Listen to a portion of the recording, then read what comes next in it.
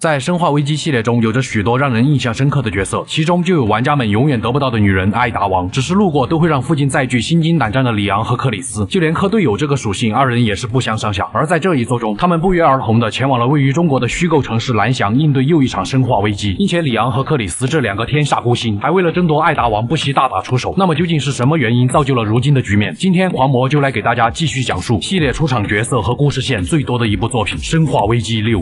故事的背景发生在2013年左右，距离浣熊市事件也已经过去了10几年。克里斯在阻止了威斯克集体飞升的计划以后，便担任起了 BSAA 北美分部队长，并于2012年年末率领小队成员前往位于东欧的伊东尼亚，对抗那里的叛军所使用的生物兵器。而这一次，他们所要面对的怪物是一种名为 Jevo 的新型生物兵器，具备了高度的智能和战斗力，甚至可以用变异的方式处理肉体所受到的创伤。为了鼓舞士气，克里斯发表战前动员，希望每一位队友都能生还。在听到克里斯的慷慨陈词后，作为2年半练习生的芬恩不由得痛哭流涕。这个 BSAA 传奇人物克里斯在他心目中的形象变得越发高大。对此，克里斯最为器重的小队成员皮尔斯只是摇了摇头，便默不作声地离开了。来到前线，小队立马遭到了前方的猛烈攻势。面对能够靠着变异2次战斗的敌人，以及破坏力惊人的巨型生物兵器，克里斯始终站在队伍的最前线，不断地向前推进。很快，在他们前进的路上，遇到了此时已经成为特工的雪莉。雪莉正是2代中与里昂和克莱尔一起逃离浣熊市的小女孩。因为克里斯和克莱尔的关系，再加上克莱尔经常对雪莉提到这个富有传奇色彩的哥哥，他们很快便认出了互相的身份。这时皮尔斯发现雪莉的身后竟然有一名敌方的雇佣兵，雪莉连忙解释，因为特殊原因，这名雇佣兵现在受到了美国政府的保护，而这个像小混混一样的雇佣兵名叫杰克。面对危机四伏的战场，他们现在没有时间争论。克里斯接到了新的指令，前去摧毁阻止增援部队降落的高射炮。与此同时，敌人再次出动了巨型生物兵器，雪莉和杰克自然也不会坐视不管，在他们的配合下，很快便处理掉了巨型生物兵器和高射炮。随后在克里斯的帮助下，雪莉和杰克得以乘坐直升机离开战场。临走前，克里斯询问杰克他们好像在哪儿见过，可得到的却是杰克不屑的回答，目前还是任务要紧。在目送2人乘坐直升机离开后，克里斯率领小队进入了一处大厅之中，这里充斥着不同形态的人俑，甚至能够隐约看到其中被包裹的人类身影。很快，人俑产生了变异，并且孵化出了战斗力更加可怕的怪物。于是他们向总部汇报了这里的情况。在一间散落着注射器的房间，克里斯发现了这种导致人类变成人俑并迅速孵化成怪物的病毒，名叫 C 病毒。而这时，一身蓝衣打扮的艾达王走了出来，并声称自己是被高薪诱骗到这里的普通人。艾达甚至提到了正是一个名叫新保护伞的组织在帮助叛军作战，但克里斯并不认识艾达，对他这个突然冒出的女人警惕万分。于是克里斯让手下的练习生芬恩负责保护和盯紧艾达。就在他们离开的时候，蓝衣艾达却不见了踪影。当小队意识到这个问题的时候，已经晚了。艾达启动了机关，将克里斯和小队强行隔开，并投掷了一枚装有 C 病毒的炸弹。随着其中的针头喷射而出，包括练习生在内的小队成员全部被针头击中。只是短短几秒钟的时间，队员们就在痛苦和绝望中化为了人俑。只有克里斯和他最为器重的皮尔斯幸免于难。然而芬恩却在人俑破裂后变成了怪物，向着2人冲了上来。于心不忍的克里斯未能及时开枪，导致他在练习生的攻击下头部遭到了重创。这段悲惨遭遇使得克里斯患上了创伤失忆症，并且变得极度消沉。时间很快来到了半年后，皮尔斯在东欧的一个酒吧找到了因为醉酒和人动手的克里斯。随后皮尔斯不断用曾经的回忆刺激他，克里斯也终于回想起了自己曾是 BSAA 的一员，于是便答应了皮尔斯前往蓝翔市执行任务，希望在过程中找回更多自己丧失的记忆。在克里斯到达蓝翔市后，便开始了一边镇压生物兵器的袭击，一边前往目标大厦营救被绑架的联合国工作人员。在他们成功的将人质救出后，总部也对大厦进行了轰炸。就在这时，残骸中出现的人俑让克里斯回忆起了练习生死前的样子，他失去的记忆也随之恢复，对艾达的恨意也上升到了顶点。皮尔斯告诉他，蓝衣艾达正是新保护伞的首领，并且此时他也正在蓝翔市。怀着复仇的决心，克里斯率领小队开始搜寻艾达的踪迹。前进的路上，他们意外发现了雪莉和杰克正被生物兵器包围，来不及细想他们为什么会出现在这里。在迅速帮他们化解了危机以后，克里斯带着小队继续寻找艾达。一路上许多队友不幸丧命，但被愤怒蒙蔽了双眼的克里斯却依旧不管不顾。虽然他们找到了蓝衣艾达，但最后一名队友也被他注射了 C 病毒，并在一顿嘲讽克里斯后离去。这一行为导致克里斯被彻底激怒，不管皮尔斯如何劝导他冷静都无济于事。2人只能不管不顾的再次追了上去。途中他们遭遇了蓝衣艾达设下的各种陷阱，最后终于在一个墙角堵住了他。千钧一发之际，一个身影出现并与克里斯展开了肉搏，2人打得难分胜负，最后互相掏枪才认出了对方的身份。原来这个人正是里昂。2个生化危机系列的天煞孤星也完成了第一次碰面。里昂告诉克里斯，艾达是这场生化袭击的重要证人，真正的幕后黑手其实是美国总统辅佐官西蒙斯。但蓝衣艾达杀死克里斯队友也是事实，并且他还是新保护伞的首领。面对克里斯愤怒的质疑，里昂依旧坚定自己保护艾达的立场。谁让这个女人轻过自己呢？然而就在双方对峙的时候，蓝衣艾达却扔出了一颗闪光弹，趁这个机会迅速逃走。但因为里昂还需要追捕西蒙斯，他只能拦下克里斯，希望他能够做出正确的决定，不要掺杂过多的个人感情。明白了里昂的意思，克里斯也从从愤怒中冷静了下来，决定抓捕艾达，将他绳之以法。于是立马和皮尔斯驾驶吉普车继续向着艾达追去。他们一路上死死地咬住了艾达的屁股，不让这个女人摆脱自己。最后他们更是狂飙到了港口，径直冲到了停靠在港口的航空母舰之中。可就在航母的内部，他们发现这娘们儿竟然还有空换了一身同款的红色衣服。来不及细想，他们径直杀到了航母的高处。可在发现艾达以后，她的服装竟然又变成了蓝色。克里斯则管不了这么多，只要长得好看就行。见克里斯追了上来，蓝衣艾达再次用克里斯死去的队友试图挑衅。虽然愤怒，但克里斯还是保持着理智，只是一枪打掉了他手里的武器，奉劝他乖乖站好接受逮捕。但蓝衣艾达却说出了一个可怕的计划。此时海岸附近的航空母舰已经准备发射搭载 C 病毒的导弹，浣熊市的惨剧也将再次上演，并且这一次的规模将会是全世界。话音刚落，一架直升机突然出现，直接一枪击中了艾达的胸口，最后艾达就这样从高处跌下，重重的摔在了甲板之上。皮尔斯则在艾达留下的手提箱中发现了一只装有 C 病毒的注射器，而其中的另外2只已经不见了踪影。在明白了敌人真正的目的是对全球发动病毒袭击后，克里斯也顾不了到底是谁杀了艾达，当即带着皮尔斯坐上了战斗机，向着海上搭载 C 病毒导弹的航空母舰疾驰而去。不愧是 PSAA 传奇人物，仅凭一架战斗机就摧毁了航母上所有的防御设施，但终究还是晚了一步，导弹被成功发射，向着蓝翔市径直飞去。在飞行的途中，导弹内部的程序被一层层的启动，伴随导弹在城市的中心爆炸，大量的 C 病毒扩散开来，将城市内的居民和建筑全部覆盖。空气中充斥着携带病毒的烟雾，被感染的人类冲进了建筑物内，向着幸存的居民发动了袭击。整个蓝翔市刹那间宛如一片地狱，浣熊市的景象再次上演。而在战斗机上的克里斯与在城市内幸存下来的里昂取得了联系，两人由此展开了一段只属于天煞孤星的对话。里昂希望克里斯能够前去海底油田营救雪莉和杰克，而那个痞里痞气的雇佣兵杰克正是克里斯曾经的老对手威斯科的儿子，并且杰克身上拥有 C 病毒的抗体，是能够拯救世界的关键。闻听此言，克里斯也告诉了里昂蓝衣艾达死去的事实。得知这个消息后，里昂眼中的光似乎消失了一瞬间，但他还是在片刻失神后依旧不忘自己的使命。随即克里斯调转航线，一路抵达了雪莉和杰克所在的海上设施。他们杀进了设施的内部，并在其中成功的与2人会合，可能是唤起了心中的回忆。克里斯在杰克身上看到了威斯科的影子，甚至爽快地承认威斯科就是他所杀。听到这句话，杰克立马用枪指向克里斯。对此雪莉也表示很无奈，他爹威廉死在了克里斯妹妹克莱尔的手上，他都没说啥。克里斯只觉得杰克有向他复仇的权利，但必须在复仇后活下去，用他体内的 C 病毒抗体拯救世界。好在杰克并不像他父亲一样，他选择了暂时放下私人恩怨，一起逃出这里再说。然而就在他们的上方，一只巨大无比的茧已经成功孵化出了一头名为混沌的怪物。原来连 C 病毒导弹都只是个幌子，蓝衣艾达真正的目的是想释放这头怪物，只需要短短几天，混沌就能把病毒散播到世界的每一个角落。为了能够确保雪莉和杰克的安全，克里斯2人决定留下来阻挡混沌。但不幸的是，在与混沌的战斗过程中，皮尔斯为了保护克里斯，手臂被钢筋刺穿。见队长再次陷入生命危险，皮尔斯强忍痛苦，向着前方的 C 病毒缓缓地爬去。正是他在艾达手提箱里捡到的 C 病毒。皮尔斯没有犹豫，将 C 病毒全部注射进了自己的手臂之上，手臂瞬间开始变异。他努力地保持着理智，并且心中只有一个信念，那就是一定要保全克里斯的性命。在获得了变异所带来的强大力量下，2人终于将混沌打败。克里斯不断鼓舞即将倒下的皮尔斯，并搀扶着他来到了逃生舱外。但皮尔斯心里明白，他知道自己命不久矣。就在即将登上逃生舱的前一刻，他一把将克里斯推了进去。或许这也是他能够为队长做的最后一件事了吧。随着逃生舱的启动，海下设施中只剩下了皮尔斯孤独的身影。这时混沌却再一次向着逃生舱冲了上来，但他却忘了还有皮尔斯这个阻碍。伴随着最后一阵强大无比的电压，混沌缓缓地沉入了深海之中。最终逃出升天的克里斯手中只剩下了一枚 BSAA 的勋章。克里斯也会带着皮尔斯的意志，不再自暴自弃，而是做好充足的准备，迎接新的任务。接下来我们将时间调回克里斯在伊东尼亚执行任务那天，去看看雪莉和杰克在这期间经历了什么。在杰克协助叛军作战的期间，他和叛军都注射了蓝衣艾达提供的 C 病毒，因为其免疫体质，他能够在叛军变成怪物以后还能悠哉地吃着苹果。这时已经成为特工的雪莉找上了他，声称杰克体内的抗体是拯救世界的关键。杰克作为一名雇佣兵，觉得只要能够开出高价，他拯不拯救世界都无所谓。于是杰克与雪莉达成了5000万美金购买其血液的协议，2人暂时合作逃离战场。然而就在他们前进的路上，却遭遇到了一只名为追捕者的强大怪物，稍不留神就会被怪物残忍对待。幸运的是，他们在战场上遇到了正在执行任务的克里斯，随后他们便在克里斯的安排下登上了离开伊东尼亚的直升机。雪莉也成功的联系到了上司，上司也表示愿意接受5000万美金的价码。还没来得及高兴，追捕者再次追了上来。看来这个怪物真的是不达目的誓不罢休。在追捕者的攻击下，直升飞机彻底失控，2人只能赶在爆炸之前拿上降落伞逃离。可由于降落伞被螺旋桨撕碎，他们掉落在了雪地之上。再次醒来的时候，飞机的残骸碎片已经插入了雪莉的背部。在雪莉的恳求下，杰克只能帮他拔出了碎片。出人意料的是，雪莉的伤口竟然以肉眼可见的速度痊愈了。见到这一幕，杰克认为研究雪莉更有益于全世界。雪莉则说道自己早就被研究过了。随后他们在飞机残骸附近找回了与杰克相关的资料，并来到一间小屋中休息。屋外大雪纷飞，2个年轻人难免有些边界感，场面一度非非常尴尬。为了缓和气氛，杰克问起了雪莉的身世。原来雪莉在2代中被父亲威廉注射了鸡病毒后，虽然靠着疫苗活了下来，但部分病毒也已经适应了他的身体，这才拥有了惊人的再生能力。就在气氛逐渐暧昧的时候，杰克却突然一把推倒了雪莉。原来是大批的敌人追了上来，看来一定还有其他人在打杰克的主意。由于战斗引发了雪崩，他们当即坐上雪地摩托，向着山下迅速逃离。一波未平，一波又起。当他们逃到雪山下的洞窟以后，追捕者又对他们展开了不死不休的追击。好不容易甩开追捕者，来到洞窟外，大批的生物兵器拦住了他们的去路，导致追捕者将他们打翻在地。而蓝衣艾达也在此时走了出来，并且对杰克说出了他正是威斯科的儿子。在此之前，杰克以为他的父亲只是一个抛弃妻子的小流氓而已。一转眼，时间来到了半年后，也就是克里斯前往蓝翔市执行任务的当天。此时的杰克和雪莉正位于蓝翔市的实验室中，新保护伞公司一直在对他们进行研究。终于在这一天，杰克找到了逃脱机会，二人相继逃到了换衣间，准备拿回自己的衣物。这一下，年轻人的边界感被打破了。在换衣服的时候，杰克忍不住瞅了一眼，确认了一下雪莉身上的伤势真的痊愈了。在这半年的时间里，杰克通过工作人员的口中得知了父亲的光荣事迹，他也将自己变成如今这副模样归结到了父亲的身上。但雪莉只觉得现在的杰克需要找到自己活着的信念。拿回武器后，二人向着实验室外杀了出去，并与总部取得了联系。在确定了集合地点后，他们一路向着蓝翔市的中心赶去。不过途中他们还是因为敌人的阻挠导致翻车，好在他们碰上了正在追击蓝衣艾达的克里斯。在克里斯的帮助下，二人成功脱险，并在这里遇见了刚刚到达蓝翔市的里昂。在得知了雪莉已经成为特工，并且正在执行任务，里昂表示很欣慰。但就在里昂说出自己正在追捕总统辅佐官西蒙斯以后，雪莉顿时惊讶不已，因为这个西蒙斯正是他的顶头上司，也是西蒙斯下令让雪莉将杰克带回去的。听到这个消息的里昂情绪有些激动，但杰克却一把推开了里昂，眼中充满了杀意。雪莉见状当即解释了里昂和他的关系，杰克也意识到原来是岳父大人，那没事了。就在此时，追捕者再次出现，并对一行人发动了偷袭。关键时刻，杰克抢在里昂之前护住了雪莉，里昂见状也露出了属于老父亲般慈祥的微笑。就在他们与追捕者的战斗中，双方再次被隔开。出于对里昂的绝对信任，雪莉还是将自己与西蒙斯会合的地点告诉了里昂。随后他们再次出发，遭遇了各种生物兵器的袭击。奇怪的是，在途中，雪莉即将遭到生命危险的时候，一抹红色的身影将她送到了杰克的怀里。这个神秘人似乎在暗中帮助他们。终于，他们来到了会合地点。可里昂和他的新搭档此时已经先一步赶到。见状，雪莉赶紧冲了出来，立马质问起了西蒙斯是否跟这次蓝翔市生化袭击有关。西蒙斯见状也说出了实情，原来美国总统打算将浣熊市事件背后的真相公之于众，以此联合世界各国共同断绝生化病毒的威胁。然而西蒙斯和其背后的家族自然不会同意，他们为了美国的长远利益以及所谓世界的安定秩序，所以害死了美国总统。里昂来此的目的也正是为了这个。既然撕破了脸，他们当即对4人发动了攻击。事已至此，雪莉便将可以阻止 C 病毒扩散的资料交给了里昂。随后里昂掩护了他们离开，但雪莉和杰克终究没能逃出敌人的包围。当二人再次醒来以后，已经身处海底油田之中。他们竭尽所能地向着设施外逃去，并遇见了在里昂的通知下前来营救二人的克里斯。之后便是克里斯留下断后，雪莉二人则继续向着前方逃去。经过了一路的相处，杰克也下定了决心，要证明自己和父亲威斯克不同。无论如何，他们也要逃出这里，只有这样才能拯救世界。然而追捕者却依旧不依不饶地追了上来，他们也决定在这里做个了断。在经过了一段惊心动魄的战斗过后，杰克以男人之间的决斗方式，狠狠的一拳将追捕者打入了岩浆之中。本以为可以就这样顺利的离开，没想到追捕者竟然再次追了上来。但这个对他们锲而不舍的怪物也已经到了强弩之末。他们捡起旁边掉落的手枪，一枪把这头烦人的怪物送入了火海之中。没有了阻碍，雪莉和杰克互相依靠在一起，在他们身后升腾的火焰似乎也显得不再重要了。在二人逃出升天以后，他们采集了杰克的血液还有相关的资料， C 病毒引起的事态也逐渐落幕。而杰克也看在雪莉的面子上，将之前说好的5000万美元打了骨折，只收取了50美元作为报酬。而他也戴上了墨镜，向着远方的公路疾驰而去。接下来我们再回过头讲述里昂和艾达王的故事线，看看艾达是否真的是新保护伞的首领。时间来到克里斯到达蓝翔市的3天前，位于北大西洋的深海之中，艾达进入了一艘潜水艇内。他来此的目的正是因为那个设计杀害总统的西蒙斯，声称这里有着关于艾达的重要情报。在好奇心的驱使下，他也不管西蒙斯这个追求者是否会对自己怎么样，便悠哉悠哉地进入了潜水艇内。通过在潜艇内的线索，艾达意外发现有人半年前曾派遣他前往伊东尼亚，确认杰克是否能够免疫 C 病毒，并协助雪莉和杰克逃出那里。但艾达却并不知道自己曾接过这个任务，甚至种种迹象表明，似乎已经有人替他完成了任务，并且在艾达准备离开的时候，西蒙斯再次联系了他，声称艾达会以新保护伞首领的身份发动一场世界规模的生化袭击。虽然艾达并不想参与此事，但他也不会任由自己成为替罪羊。于是艾达准备前往美国高象市的教堂，因为在教堂的地下正是西蒙斯的研究所。果然在2天后 ，C 病毒在高象市扩散，就连总统也遭到感染，变异成了丧尸。而作为总统保镖的里昂只能含泪将老板击毙。此时与里昂一同幸存下来的特工海莲娜声称高象市大教堂有着关于这次病毒扩散的线索。同时哈尼根也联系上了里昂，在汇报了总统的死讯并确认了海莲娜特工的身份以后，他们在哈尼根的协助下准备前往高象市调查造成这一切的幕后黑手。随后他们坐上警车一路向着教堂驶去，但没开一会儿儿便翻车了。里昂和海莲娜只能通过下水道继续前进，漆黑的下水道难免会有些接触。海莲娜看着里昂成熟帅气的脸庞，一时间有些恍惚，好不容易缓过神，二人连忙穿过下水道，来到了宛如人间地狱的街道之上。眼前的景象让里昂不禁有种梦回浣熊市的感觉。在前进的路上，里昂引爆了加油站的汽油，救下了几名生还者。可灾难面前，人性展现的淋漓尽致。同行的一个靓仔夺走了女友手中的武器，还没逃出去多远，便投入了丧尸的怀抱。里昂只能与众人坐上前来接应的巴士，逃离这个人间地狱。在巴士上，里昂通过哈尼根得知了这起事件是新保护伞所为，并且一位高官正在迫切想要打听里昂的消息，而这名高官正是西蒙斯。奈何里昂天生做不了载具，巴士很快便再次翻车，并直接滚下了悬崖。至此，除了里昂和海莲娜，车上的生还者没有一个生还，就连里昂都忍不住吐槽，这些人逃过了感染，却没能逃过车祸。随后二人穿过一片墓地，终于进入了教堂之内，这里都是幸存的平民。里昂现在可没空照顾这些人的感受，他们很快便找到了通往地下室的入口，但不幸的是，从地下入口中出现了名为美人兽的感染者，一瞬间他身上的气孔喷射出了大量的病毒，导致了教堂内的幸存者没有一个幸存下来。无奈之下，里昂只能解决了美人兽。随即他们来到了地下的研究所内，并在这里发现了一个写着艾达王名字的录像。里昂只觉得什么艾达王他没见过，于是当即播放了录像。在录像里的人影中，赫然出现了一个和艾达一模一样的女人。里昂也意识到了这盘录像带他没看过。二人再次前进，终于在研究所的深处发现了一个躺在那里的女人。这个人正是海莲娜的妹妹黛博拉。她让里昂前来的目的也正是为了救自己的妹妹。里昂还没有多做询问，黛博拉体内的病毒开始发作，并将她化为了人俑。这时一支弩箭射中了变异后的黛博拉，而弩箭的主人正是前来调查西蒙斯研究所的艾达王。里昂本想询问艾达究竟是怎么回事，可黛博拉此时也完成了变异，三人只能对她发动了攻击。在激烈的战斗过后，黛博拉跌入到了深渊之中，看着心爱的妹妹遭遇这种痛苦，海莲娜发誓要让西蒙斯血债血偿，因为这是西蒙斯为了不让总统说出浣熊市背后的真相，从而破坏美国主导世界的格局，所以绑架了他的妹妹黛博拉，并以此来要挟海莲娜帮助他越过总统的安保系统，这才导致了总统被病毒感染。这时汉尼根联系上了里昂，没料到西蒙斯竟然将总统被害的罪名嫁祸到了他们的身上。为了让西蒙斯付出代价，二人与艾达王分别，并一路逃出了高象市。就如同浣熊市一般，在西蒙斯的授意下，高象市也迎来了和平的一天。再次与哈尼根联系上以后，里昂得知西蒙斯已经乘坐飞机前往了蓝翔市。为了找到足够证明清白的证据，哈尼根帮忙伪造了二人死亡的消息，他们则立即向着蓝翔市赶去。而与里昂分别的艾达王则开始了继续探索研究所，并且发现了里昂之前看过的那盘录像。在看到其中的内容以后，艾达也明白了事情的真相。原来西蒙斯曾与艾达有过合作，自那之后西蒙斯就病态地爱上了他。可在浣熊市事件中，艾达不满西蒙斯使用核弹，便拉黑了西蒙斯。于是西蒙斯试图利用 C 病毒创造另一个艾达王。经过了上万次失败后，西蒙斯利用手下一个名叫卡拉的女人，并欺骗她成为了实验体。卡拉也因此变成了艾达的模样，并将自己也当成了真正的艾达王。之前克里斯看到的蓝衣艾达也正是卡拉，但随着时间的流逝，深爱着西蒙斯的卡拉意识到自己只不过是艾达王的替代品而已。由于卡拉本身的记忆，再加上艾达王的身体，导致他对西蒙斯产生了强烈的恨意。于是卡拉以蓝衣艾达的身份创建了新保护伞公司，试图通过毁灭世界，毁掉西蒙斯和其家族极力维护的稳定秩序。他甚至还以西蒙斯的身份将艾达牵扯进了他所设下的局里，也就是说，一直和艾达联系的其实是卡拉。为了和蓝衣艾达做个了断，艾达王在核爆之前离开了高象市，并先里昂一步来到了蓝翔市。而在里昂这边，他和海莲娜乘坐飞机来到了蓝翔市的上空，不出意外，飞机还是出意外了，驾驶员变成了美人兽，喷薄出了大量的病毒气体。里昂当即打开飞机的货舱想要通风，最终导致了飞机彻底失控。这一幕也被已经到达蓝翔市的艾达王看在了眼里。幸运的是，飞机成功的迫降在了地上，但乘客也都遭了殃。当里昂刚下飞机的时候，也就衔接上了之前遇见雪莉以及认同准女婿的一幕，并在之后的道路上为了蓝衣艾达与克里斯大打出手。虽然此时的里昂也非常诧异艾达为什么换了衣服，但这并不妨碍他保护艾达。在与克里斯分别后，里昂成功找到了西蒙斯。与此同时，雪莉和杰克也赶了过来，西蒙斯也说出了杀死总统的事情。在掩护雪莉二人离开以后，里昂开始了继续追击西蒙斯，但西蒙斯却被人偷袭，导致他感染了 C 病毒。于是绝望的西蒙斯跌到了列车之上，里昂二人也紧随而至。原来卡拉为了报复西蒙斯，在半年之前将杰克和雪莉抓回以后，通过杰克身上的 C 病毒抗体研制出了强化的 C 病毒，因此帮助他制造出了海底油田的混沌巨兽，并额外制作了3只强化型 C 病毒，一只在克里斯与混沌的决战中被皮尔斯用掉，另一只则已经在西蒙斯体内，而最后一只会在后面讲到。被注射了强化型 C 病毒的西蒙斯也意识到了是卡拉对他的复仇，他当即开始了变异，并对里昂二人发动了攻击。而西蒙斯背后的家族见到这一幕，也将他彻底抛弃。在里昂击退西蒙斯以后，他们也收到了雪莉和杰克被抓到海底油田的消息，并看见 C 病毒导弹在蓝翔市上空爆炸。侥幸逃过一劫后，里昂通知克里斯前去救援，而他们也因此互相伤害了一波。在误以为艾达死亡后，里昂开始了逃离扩散的病毒。令他狂喜的是，艾达并没有死，甚至驾驶着直升机为他开辟前进的道路。那么艾达和卡拉之间是否做出了了断？时间就得回到艾达看见里昂迫降在蓝翔市的时候，他在寻找卡拉也就是蓝衣艾达的途中，碰巧遇见了身陷险境的雪莉，于是顺带优雅的将其救下。随后他来到了克里斯追击蓝衣艾达的航空母舰上，并在这里亲眼看见了从高处跌下的蓝衣艾达。而狙杀蓝衣艾达的指令也正是西蒙斯所下达。见卡拉如今的下场，艾达不由得说道：“要是他想对西蒙斯复仇的话，大可不必这样极端，完全可以找自己商量。”闻听此言，卡拉睁开了双眼，看似是他临死前的挣扎，实则是他注射了强化型 C 病毒，这也是那最后的一支病毒。在听到了艾达所说的话以后，卡拉没有丝毫领情，而是更加坚定了自己就是真正的艾达王，美得出水那种。但真艾达那种优雅却永不过时。他从容地逃进了航母的内部，并在这里击杀了完全变异的卡拉。随后，艾达王乘上直升机，回到了此时已经被病毒完全侵蚀的蓝翔市，在这里遇到了逃难的里昂和海莲娜，而变异的西蒙斯也在此时追了上来。西蒙斯彻底失去了理智，化身成为一只霸王龙形态的生物兵器。在三人合力将其打倒以后，艾达驾驶直升机向着大厦顶楼飞去，里昂二人则紧随其后。就在艾达开辟顶楼停机坪的时候，意外地炸断了一支避雷针。随后，艾达将直升机停在了顶楼，并留下了一个火箭筒。而他现在要做的就是将蓝衣艾达的痕迹全部抹除。但艾达却发现这个让他不省心的里昂，在坐电梯前往楼顶的途中，再次遭遇了西蒙斯的袭击。于是他主动出现在了西蒙斯的面前，替里昂向上攀爬争取时间。但艾达自己也不慎被击晕，里昂见状根本顾不得自身危险，直接跳上了平台，并将艾达牢牢地护在了身前，让西蒙斯好好的感受了一下什么叫真爱。当艾达再次醒来后，立即便对里昂的情敌展开了惨无人道的殴打。只见里昂再次陷入困境，艾达毫不犹豫抽出了弩箭，狠狠地插到了西蒙斯的腰子上，并带着他跌了下去。艾达则借助钩索跳到了对面的大楼之上。相聚总是短暂的，二人都有着各自的任务，他们也不得不到了分别的时候。在里昂依依不舍的目光下，艾达优雅地转身离去，一路来到了卡拉的实验室。面对这个复制品的一切，艾达扣动了手中的扳机，将实验室内的证据全部销毁。而他也接到了一个新的工作。回到里昂这边，在临别前，艾达告知里昂，在楼顶上有他为心上人准备的礼物。没有丝毫犹豫，里昂带着海莲娜来到了楼顶。西蒙斯却依旧没有彻底死亡，而是变成了一只巨大的苍蝇。面对如此巨大的怪物，里昂捡起了面前的避雷针，将它插进了苍蝇的眼中，天雷瞬间劈在他的头上。里昂得以来到了艾达为他准备的直升机面前，在将祖传火箭筒扛在肩上以后，对着变异后的西蒙斯就是最后一击。而西蒙斯也从高处向着下方跌落，最终变回人形的西蒙斯跌落在了肩背之上。随着西蒙斯和卡拉的死亡，新保护伞公司走向了灭亡。而在直升机上，艾达留下了他专用的彩妆盘，里昂在里面竟然意外发现了艾达为他留下的能够证明西蒙斯罪行的证据。他们也终于成功的逃离了蓝翔市。故事的最后，里昂靠着证据证明了自己的清白，而海莲娜帮助西蒙斯的罪行，也因为调查组经过三思熟虑后，觉得要海莲娜扛下西蒙斯的罪行是不公平的，最终他被宣判无罪。生化危机6的故事也迎来了相对完美的结局。黄魔也是没想到这一代生化危机的剧情会这么的长也希望大家多多支持点赞3连。我是修篇黄魔，咱们生化危机7再见。